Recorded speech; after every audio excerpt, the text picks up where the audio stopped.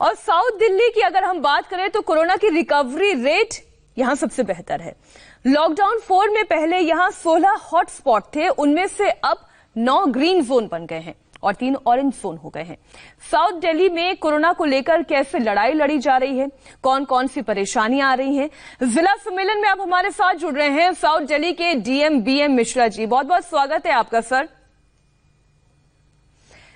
Sir, रोज औसतन 550 नए cases report हो रहे हैं।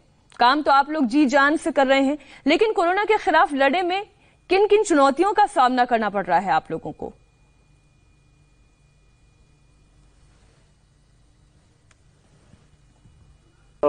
देखिए, मैं ये तो नहीं कहूंगा कि बहुत परेशानी और परेशानियों को ग्रेडियंट में बांटना की बहुत बड़ी या छोटी डिफिकल्टी हर तरीके से। ये तो जरूर है कि हर दिन एक नया चैलेंज है और कोरोना एक ऐसी बीमारी है जिसके बारे में बहुत कुछ हम लोगों को खुद ही ट्रायल एंड एरर से पता लग रहा है। तो ये सबसे बड़ा तो नेचर ऑफ डिजीज ही एक सबसे बड़ी चैलेंज है, जो कि हर दिन कुछ नई डिस्कवरी लेके आता है। पहले जब ये बीमारी हमारे पास आई थी तो फॉरेन ट्रेवलर्स थे, फिर बाद में एक पर्टिकुलर ग्रुप के वजह से कम्युनिटी स्प्रेड का डर था, फिर धीरे धीरे ये हमारे पास जो है हंगर रिलीफ सेंटर के रूप में चैलेंज खड़ा हो गया, फिर माइग्रेंट लेबरर का एक्सोडस के रूप में हो गया। आज सबसे बड़ा जो इशू हमारे पास है वो ये है कि हम कैसे माइग्रेंट लेबरर को सेफ एंड क्विकली उनके घरों तक पहुंचा दें। एवरी डे हम 4 से 5 ट्रेन में स्क्रीन करके प्रॉपर पैसेंजर्स को भेजते हैं to various states like Bihar, UP, Orissa and other places. तो चैलेंजेस हर दिन कुछ नए हो रहे हैं इस तरीके से, क्योंकि बता पाना कि कौन सी सबसे बड़ी समस्या है, बट जो मूल समस्या है वो तो यही है कि इस कोरोना को कैसे कितनी जल्दी कंट्रोल पा लिया जाए। इसकी गति तो हम रोक पाए हैं, बट अभी भी कोरोना के केसेस आए जा रहे हैं। आई एम श्योर आप कोशिश कर रहे हैं, लेकिन दिल्ली में कोरोना से अब तक 276 लोगों की मौत हो चुकी है और पिछले 24 घंटे में 15 जान गई है। और अब लॉकडाउन अपने चौथे चरण में है। छूट मिलने से लोग इसका गलत फायदा भी उठाने लगे हैं। तो क्या इससे केसेस और ज्यादा नहीं बढ़ेंगे?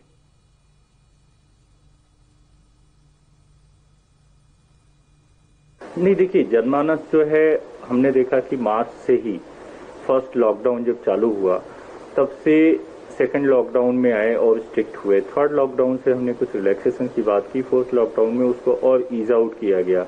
पर्पस हर लॉकडाउन का यही रहा है कि लोग इस बात को समझें कि एक पर्टिकुलर डिस्टेंस पे अगर आप एक दूसरे के बीच में रहें तो बीमारी ये नहीं फैलेगी, बीमारी को कंट्रोल किया जा सकता है। पहले 2 लॉकडाउन में जो मेगा लॉकडाउन था, एक बहुत ही स्ट्रिक्ट ऑब्जर्वेशन करके हमने किया था, उससे लोगों में ट्रेनिंग तो जरूर आ गई कि जो है ये लॉकडाउन कैसे सोशल डिस्टेंसिंग को मेंटेन किया जाए। परंतु इकोनॉमी को भी चलते रहना होगा, क्योंकि कोरोना से ज्यादा अगर लोग बीमार हो सकते हैं हंगर से या कोई और एलिमेंट हो तो उसकी वजह से लॉकडाउन को ईज आउट करने के अलावा कोई ऑप्शन नहीं है। और साथ में ये भी लोगों को बताना हम लोग की जिम्मेदारी है कि ये दोनों चीज, economic ease down and control on corona, ये दोनों क्रॉस पर्पस नहीं है, एक दूसरे के अपोजिट नहीं है, जो कि एक नॉर्मल थिंकिंग है कि इकोनॉमी ओपन अप होगी तो लोगों में बीमारी ज्यादा फैलेगा। ऐसा नहीं है। अगर सावधानी बरतेंगे और सोशल डिस्टेंसिंग का ख्याल रखेंगे, जिस तरह की गाइडलाइंस उनका ख्याल रखेंगे, तो कोरोना की बीमारी पे भी हम साथ के साथ कंट्रोल कर पाएंगे और ज्यादा हैप्पीली कर पाएंगे। अपार्ट फ्रॉम ऑल गाइडलाइंस, लेकिन सर बड़ी परेशानी प्रवासी मजदूरों को लेकर भी है। वो एक जगह इकट्ठा होते हैं, वहां पर फिजिकल डिस्टेंसिंग, सोशल डिस्टेंसिंग का पालन नहीं हो पाता है। क्या आपको नहीं लगता ये एक बहुत बड़ा खतरा भी है और चुनौती भी है, क्योंकि ये प्रवासी मजदूर आगे जाएंगे और वहां पे संक्रमण और ज्यादा बड़े स्तर पर फैल सकता है?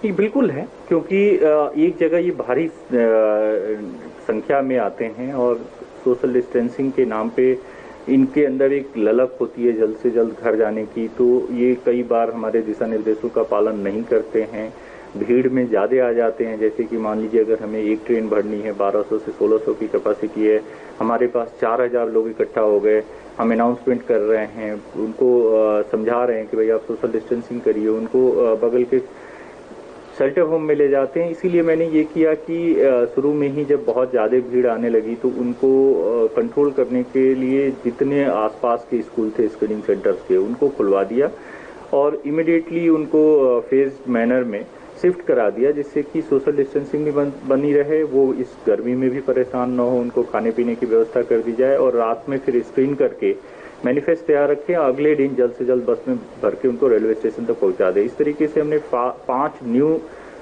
शेल्टर होम जो है वो तैयार किए और करीब उनमें 400 से 500 पर शेल्टर होम में लोग रुके। अब आजकल जो पिछले 2 दिन से जो हम देख रहे हैं वो बिहार के लिए भी, यूपी के लिए भी थोड़ी पैसेंजर्स की उतनी ज़्यादा भीड़ नहीं आ रही है, 400 से 500 लोग ही आ रहे हैं। बिहार में भी फिलहाल बिहार की ट्रेनों के लिए भी कुछ भीड़ है, 700-800 लोग आ रहे हैं, तो अब काफी मात्रा में लोग जा चुके हैं। जी सर, एक और जो प्रॉब्लम है और एक जनरल समस्या है, ये सभी लोगों को देखने में मिल रही है कि दिल्ली में जहां जहां दुकानें खुल गई हैं वहां दुकानें खुलने की वजह से लोग एक तो दूरी नहीं बना रहे हैं। ऐसे में लोगों को ये सोशल डिस्टेंसिंग का नियम पालन करवाने के लिए आप लोग या वो लोग अपनी जिम्मेदारी समझें, इसके लिए क्या इंतजाम किए गए हैं?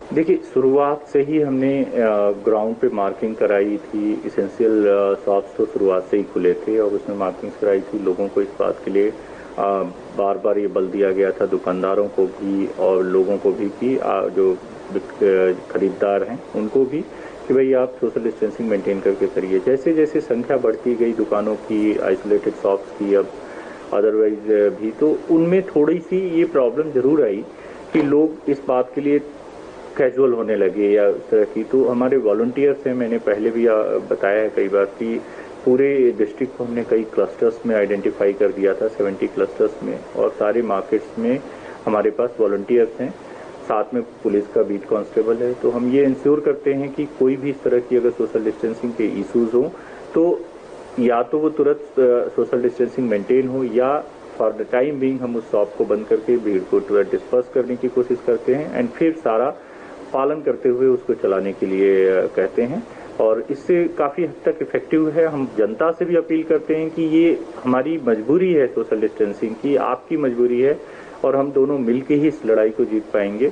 इसको प्रतिबंध के रूप में न लिया जाए, इसको सोशल डिस्टेंसिंग, जैसा मैंने कहा कि कोरोना और इकोनॉमी क्रॉस पर्पस पे नहीं है एक दूसरे के, इसको फैसिलिटेशन के तौर पे लिया जाए कि सोशल डिस्टेंसिंग करने से हमारी जीविका, हमारी रोजमर्रा की जिंदगी फैसिलिटेट हो रही है, रुक नहीं रही है। रुकना तो घर में फिर बंद कर दीजिए, सारी लॉकडाउन एकदम कर दीजिए, तो वो रुकना है। तो जब सोशल डिस्टेंसिंग एक सोल्यूशन है जिसके साथ हम अपनी जिंदगी को आगे बढ़ा सकते हैं इवन कोरोना टाइम में भी, तो उसको पालन करने में एक उसको फैसिलिटेशन के रूप में लिया जाए, न कि प्रतिबंध के रूप में। बिल्कुल। और तभी प्रधानमंत्री मोदी भी ये कह रहे थे कि हमें कोरोना के साथ जीने की आदत डालनी होगी।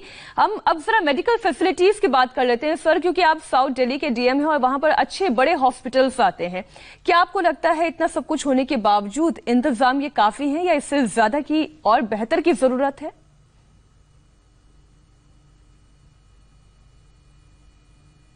देखिए, इस मामले में भारत के अन्य जिलों से मेरा जिला थोड़ा एडवांटेजियस है, बिकॉज हमारे पास बड़े बड़े हॉस्पिटल हैं। हमारे पास एम्स हॉस्पिटल है, सफदरजंग हॉस्पिटल है, हमारे पास प्राइवेट हॉस्पिटल्स भी बहुत अच्छे अच्छे हैं, मैक्स साकेत है, बत्रा हॉस्पिटल है, छोटे भी हॉस्पिटल्स हैं। हमारे पास अपने कोरोना के कोविड केयर सेंटर्स हैं और बगल के जिले में कोविड हेल्थ सेंटर है। तो सारी चीज़ों के, इवन होम आइसोलेशन के लिए भी हम अपनी गाइडलाइंस के हिसाब से, क्योंकि इस दक्षिणी जिला में थोड़े एफ्लुएंट लोग रहते हैं, तो उनके घरों में होम आइसोलेशन भी हम कर पा रहे हैं। जहां तक सवाल है कि अभी तक हमने 55 लोगों को होम आइसोलेशन में रखा हुआ है। तो एज सच हम ये नहीं पा रहे हैं कि किसी तरह की कोई मेडिकल फैसिलिटी की प्रॉब्लम है। गवर्नमेंट डे बाई डे और आगे फैसिलिटीज क्रिएट कर रही हैं। जहां तक टेस्टिंग की सवाल है, टेस्टिंग का कोई अनलिमिटेड कैपेसिटी हमारे पास, जहां भी जरूरत होती है हम टेस्टिंग कर लेते हैं। And state of the art जो है हमारी टेस्टिंग व्हीकल्स हैं, जो सीआरपीएफ से हमें बसेस मिली, उनको हमारे जो फॉर्मर अटॉर्नी जनरल हैं मिस्टर मुकुल रोहतगी एंड कुछ और डोनर्स के थ्रू हम जो है state of the art vehicles buses तैयार किए हैं, टेस्टिंग वैन, वो हमारी जगह जगह साइट्स पे जा करके सैंपल्स उठा लेती हैं। सैंपल्स भी हम 24 टू मैक्सिमम 48 आवर में रिजल्ट भी पा रहे हैं। तो इसलिए आई एम नॉट फाइंडिंग कि एट दिस मोमेंट हमारे लिए कोई टेस्टिंग की प्रॉब्लम है या कोई मेडिकल फैसिलिटी की प्रॉब्लम है। हाँ, ये जरूर है कि बिगिनिंग में जब हम ये बीमारी शुरू हुई थी और उस टाइम पे हमें कुछ चीज़ों को मोबिलाइज करने में इनिशियल डिफिकल्टीज हुई थी, बट ग्रेजुअली जैसे ही इकोनॉमी ने डिमांड को देखते हुए सप्लाई शुरुआत हुई, तो हम लोग के पास हर चीज की बहुत आयत है, कोई किसी तरह की पर्याप्त मात्रा में सारी फैसिलिटीज अवेलेबल हैं। लेकिन सर, जैसा आप खुद कह रहे हैं कि एम्स और मैक्स जैसे बड़े बड़े हॉस्पिटल्स आपके क्षेत्र में आते हैं, अच्छी मेडिकल फैसिलिटीज है, लेकिन इसके बावजूद दिक्कत कहां पर आ रही है? क्योंकि कोरोना के केसेस थम तो नहीं रहे हैं।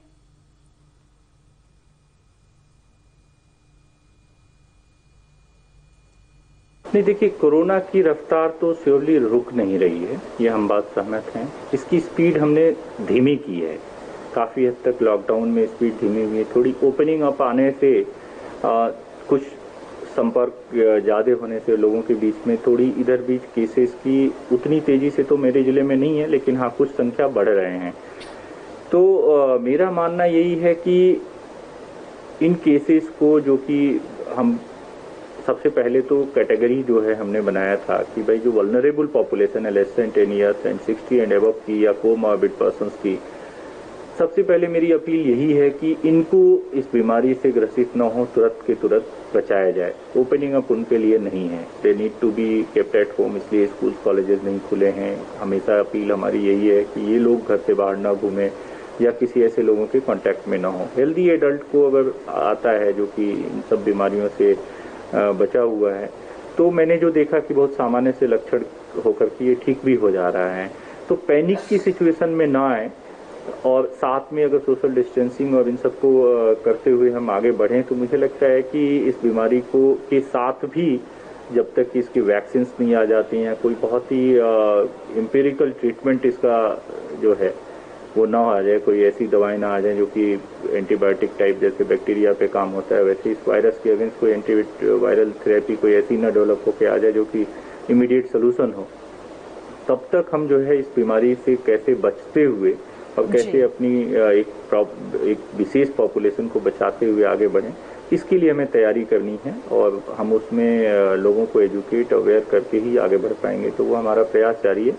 मुझे लगता है कि हम उसमें सफल होंगे और यही सफलता के लिए हम कृत संकल्प हैं।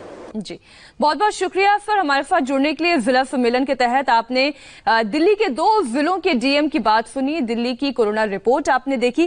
जिला सम्मेलन में अब हमारे साथ जुड़ रहे हैं लखनऊ जोन के एडीजी एसएन साबत और बाराबंकी के डीएम आदर्श सिंह। हम उनसे भी करेंगे चर्चा, जानेंगे उनके जिलों का हाल, लेकिन एक छोटे से ब्रेक के बाद।